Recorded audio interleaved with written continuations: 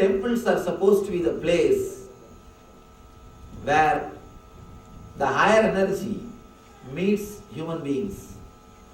Please be very clear. I am not saying human beings meeting higher energy. Human beings can never meet higher energy. Only higher energies can meet human beings.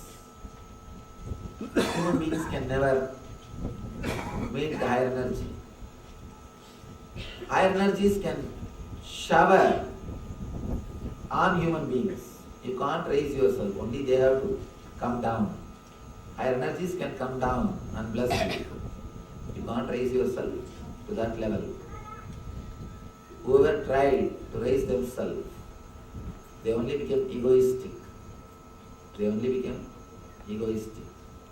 Yesterday night I was talking to one of our devotee. I was telling her, if you feel you have not achieved anything, be very clear, you have achieved a lot. If you feel you have achieved a lot in spiritual life, be very clear, you have not even started. Temples are the place where higher energies meet human beings. The best way is to fall in tune with the higher energy. You can't raise yourself to their level. You can just fall in tune with the higher energy. The technique to fall in tune with the higher energy is what I call meditation. When you meditate, you don't create anything. You just fall in tune with the higher energy, which is available to you always. When you meditate, you say clear no to your ego. Automatically, you imbibe or you connect, you fall in tune with higher energy. You start experiencing the ultimate. This temple will be the place where you will be given the technology to relate with the higher energy also. 3 things. For any achievement, you need 3 things. Laboratory, technology, a scientist who will use these 2. In the modern world, we have laboratory, temples. We have scientists, human beings. But we lost the technology to relate with the higher energy, to use the laboratory. This temple, this laboratory will be the place where people will be taught the technology also. You will receive the technology also to relate with the higher energy. Scientist is a person who creates a formula to reproduce the same intellectual understanding which happened to him. Rishi is a person who creates a formula to reproduce the same spiritual experience which happened to him. The formulas created by rishis to experience what they experienced is what I call meditation techniques. The Murti of Devi, the idol of Rajarajeshwari, or the form of Rajarajeshwari, is the expression or is a technology created by the great Rishi Markandeya after his enlightenment. He created a form which represents the technology to reach the same state in which he is living. If you see the Devi, you can see she will be holding Angusa in one hand, Pasa in the other hand. Angusa means the power to handle the mind, not to control the mind. Be very clear. Power to handle the mind. Controlling is something like an aggressive word. You are suppressing it. Handling is something, if you want, you handle it, otherwise you put it out. Put it. Angusa, what she is holding in the right hand, represents the power to handle the mind.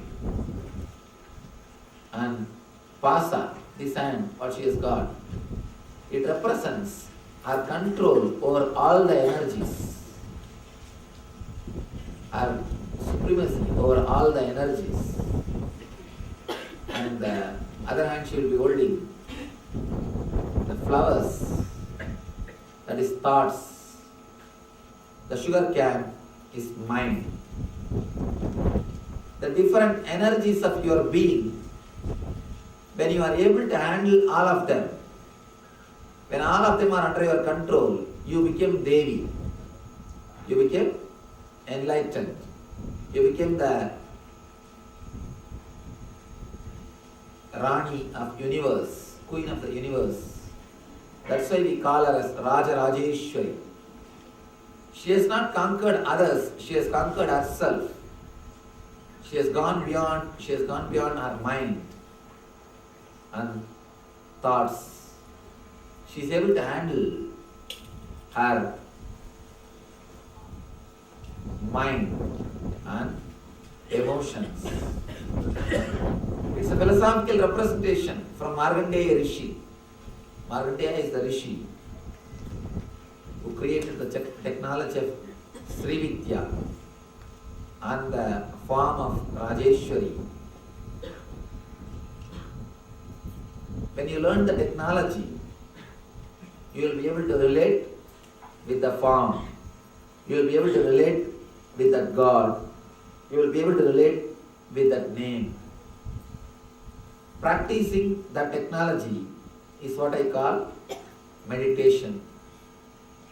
So this place will be the place where the technology also will be shared with every human being, where the technology also will be given to everybody. So I request you all to learn the technology, to relate with these higher energies and experience the eternal bliss. Let you all be in, become one with, and radiate eternal bliss. Nityananda. Thank you. So, how an individual can contribute for a universal? Nice question. How an individual can contribute for the universal peace, world peace. First thing, stop the domestic violence. We always speak about the violence which is happening in the country, all over the world. But we forget an important thing, the domestic violence. See, we continuously blame, there are so many terrorists, so much of terrorist activity is going on, what to do, what to do, what to do. Buddha is a expression of collective positive thoughts. Same way, a terrorist also is an expression of collective negative thoughts. Each one of us contribute to the collective negativity. The thoughts are the negative waves which we create in our house.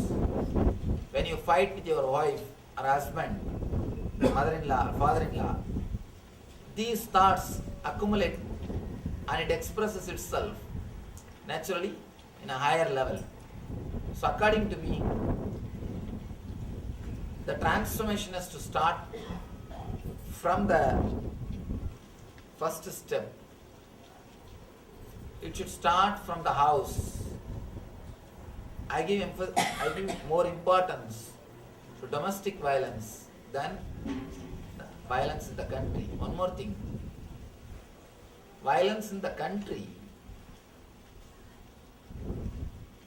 even if you or me talk about that, we won't be able to do anything directly. Usually human beings are very happy about talking things in which directly they can't do anything.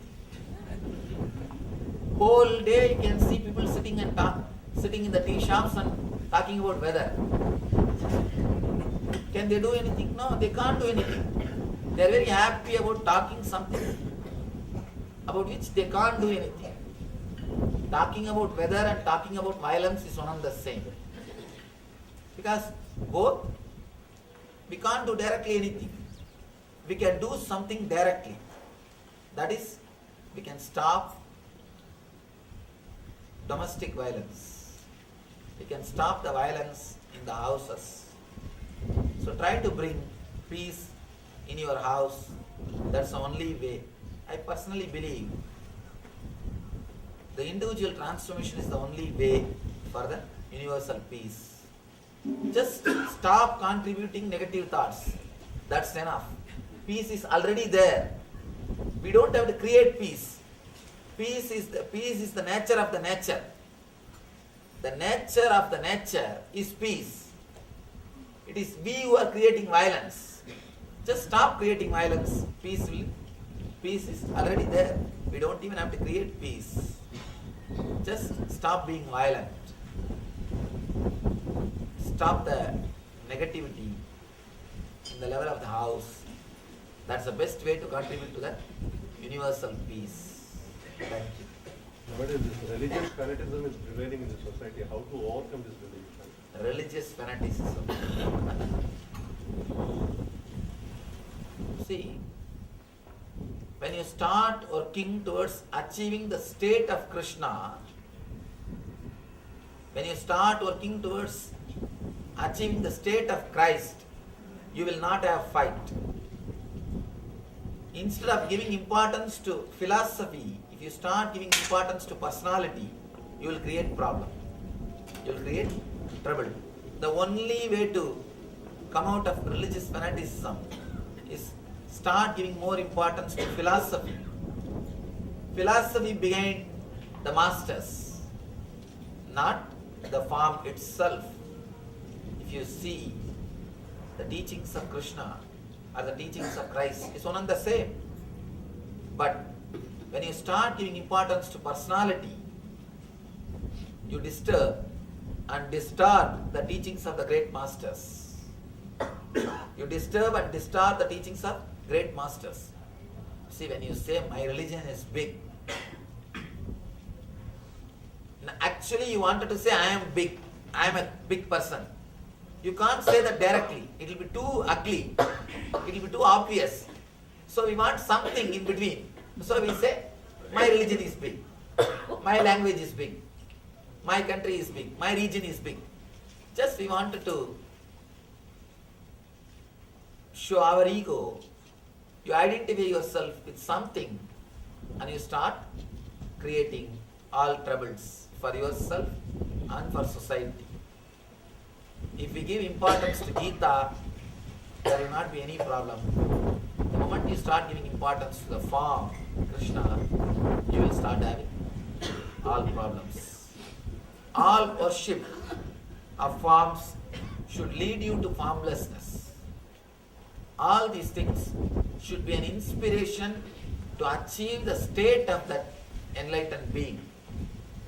When you start working towards the consciousness, experiencing the state of that enlightened being, I think the religious fanaticism will disappear from the planet Earth. It's a big job, but we have to do.